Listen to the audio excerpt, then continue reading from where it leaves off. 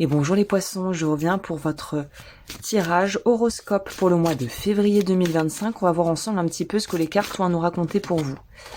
Première carte, ce que vous avez appris ces derniers temps, là où vous êtes.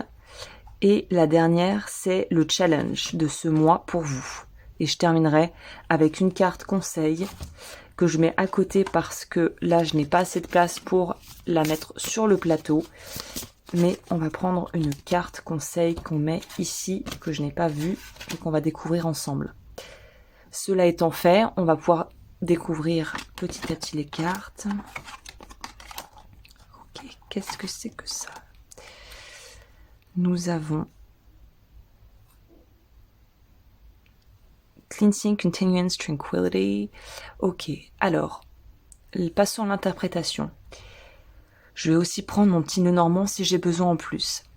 Ce que vous avez appris, c'est qu'il fallait faire le tri. C'est quelque chose d'ailleurs qui a été, avec cette carte qui nous le signifie très bien, qui a été assez présente dans les énergies que j'ai faites, même si c'est des tirages intemporels, des capsules. Ce qui est revenu très régulièrement pour les poissons, c'est cette notion de devoir faire le tri. Il y avait un ménage à faire au niveau relationnel, des personnes autour de vous qui n'étaient peut-être pas armées, comment dit-on, vêtues des meilleures intentions qui soient à votre rencontre, à votre égard. Nous avons eu aussi ce besoin peut-être ici simplement de, comme vous êtes assez sensible et assez connecté, de vraiment apprendre à vous nettoyer au niveau de vos énergies si vous croyez en ces choses-là, ou tout simplement d'avoir une bonne hygiène de vie qui fait qu'on n'est pas une éponge émotionnelle, une éponge énergétique à toutes les personnes que l'on croise, sinon la vie serait quand même assez compliquée. Là, la notion de nettoyage est évidente. On va aller voir s'il y a un sujet ou un thème particulier qui est mis en avant ici, que vous avez dû... Ah bah oui, clairement. Les nuages, ça va, là dans le normand, c'est assez évident. C'est cette notion, vous voyez, de négativité. Peut-être que vous avez eu quelqu'un dans l'entourage qui était extrêmement négatif. Je pense, alors je compatis parce que j'ai connu ça. C'est très très pénible au quotidien. C'est quand on est dans un job et qu'on est obligé de composer avec une ou plusieurs personnes éminemment toxiques parce que très négatives, avoir le mal partout et à toujours brasser du noir ou être très déprimé. Et c'est malheureux à dire, mais les gens qui sont dans une espèce de torpeur et de déprime continuelle passive, en fait c'est comme l'érosion de la pierre. On a beau être solide à un moment donné, être en contact de ça au quotidien, ça va nous impacter, qu'on le veuille ou non. On peut essayer de se blinder autant qu'on veut, mais c'est très difficile de détacher des personnes qui ont tendance à un peu plomber tout le monde, et plomber l'atmosphère et plomber l'ambiance. Donc là, vous avez peut-être été dans une phase où vous avez dû faire face à ça. Là où vous allez, c'est super. On nous dit que vous continuez votre petit bonhomme de chemin, que vous faites les choses à votre rythme.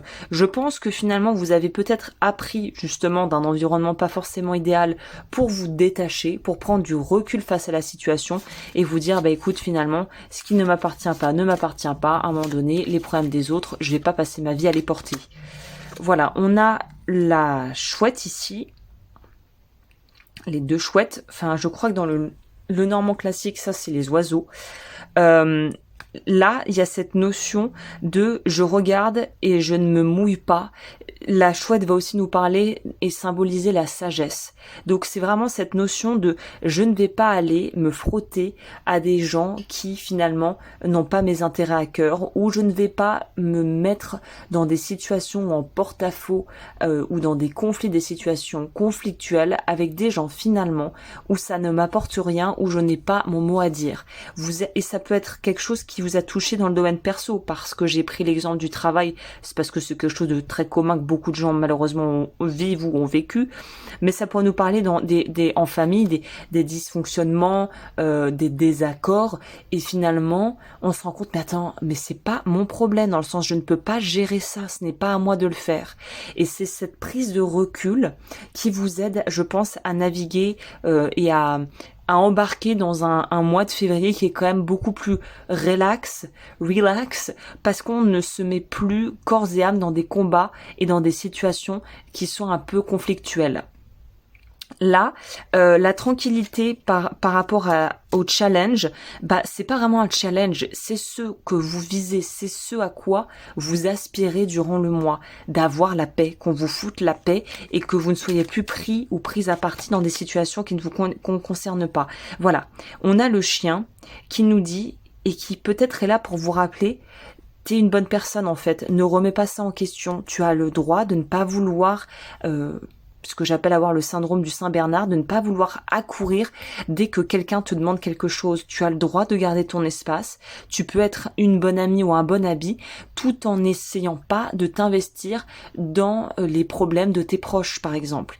Un autre exemple typique qu'on a tous plus ou moins vécu, je pense, c'est l'ami qui sort avec des personnes qui lui conviennent pas du tout, qui trouve toujours des partenaires qui sont pas faits pour elle ou pour lui, mais qui en redemande et qui y retourne. À un moment donné, il faut se dire, si la personne va vers ça, malgré le fait qu'on lui propose peut-être, on l'encourage de faire un travail sur soi, d'aller en thérapie, on lui dit peut-être même de façon un peu plus cash, cette personne te convient pas, si la personne y retourne, c'est qu'elle y trouve son compte quelque part. C'est horrible à dire, mais c'est vrai à un certain degré. Et vous ne pouvez pas vous mouiller pour des gens indéfiniment qui font leur choix de vie tel que dans la même façon, vous faites vos choix de vie et personne ne peut vous dire quoi faire. Donc là, c'est ne vous mêlez pas de ce qui ne vous regarde pas. C'est vraiment très clair comme tirage. La carte conseil, c'est le puma. Je mets mon leadership au service de ceux que j'accompagne et que je soutiens. Et je crois que c'est ça. Vous n'avez pas à soutenir tout le monde. La carte est un peu à double interprétation ici. C'est soit vous prenez les choses à bras le corps et voilà, c'est ce qui est demandé, c'est ce que vous avez envie de faire. Soit vous n'avez pas envie de le faire et c'est ok en fait. Vous choisissez qui vous accompagnez et qui vous soutenez. Et c'est le mot-clé ici. Voilà, et bien écoutez, j'espère que cette guidance a pu vous aider. N'hésitez pas, si vous voulez soutenir mon travail et que ça vous a plu, un pouce en l'air, vous abonner, me rejoindre sur Patreon et sur YouTube. Et moi, je vous dis à très bientôt pour de nouvelles aventures.